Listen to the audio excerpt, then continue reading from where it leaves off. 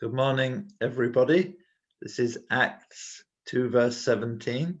And it shall come to pass in the last days, says God, that I will pour out my spirit upon all flesh.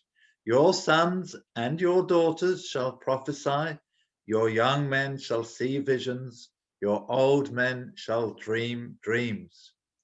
On the 13th of August, 1727, God graciously poured out his spirit upon a group of 300 Christians who were exiles from their own homes because of persecution and living in a community in Herrnhut, Germany, on the land of Count Zinzendorf. They are known as the Moravians. 4 days later, the children of the community started a 24/7 prayer meeting. They organized it so that at every hour of the day, that's 168 hours a week, 3 people would be praying together. The community continued that prayer meeting for over 100 years. Within 15 years of 1727, they had sent out 70 missionaries all over the world to unreached peoples. They learned their languages, lived as the indigenous people lived, suffered greatly, and preached Jesus. 33 years after 1727, there were 226 missionaries worldwide.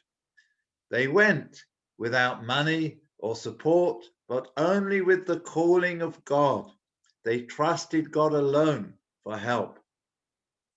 They didn't seek to make Moravians, but only converts to Christ, who themselves would find God working in and through them in an indigenous way. It was Moravian missionaries who so influenced John and Charles Wesley, who along with George Whitefield and others were so used of God in the 18th century revival in Britain and America. We still feel the influence of that revival to this day. One of the many touching Moravian stories is of 2 young men in their 20s, I think, who wanted to preach the gospel to the African slaves in the West Indies. They were forbidden to do so by the slave owners. They returned to Europe but were undefeated. They arranged to sell themselves into slavery in order to reach the slaves.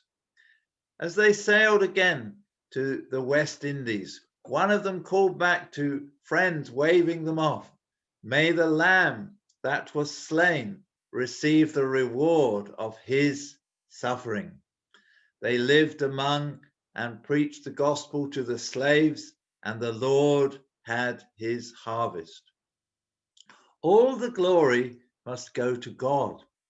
It was the Lord who gave that group such grace, enabling them to be prayerful people even before he poured out upon them in 1727.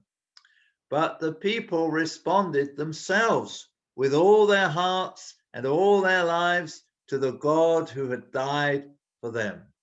The rest is history. Inspirational. Amen. Have a great day.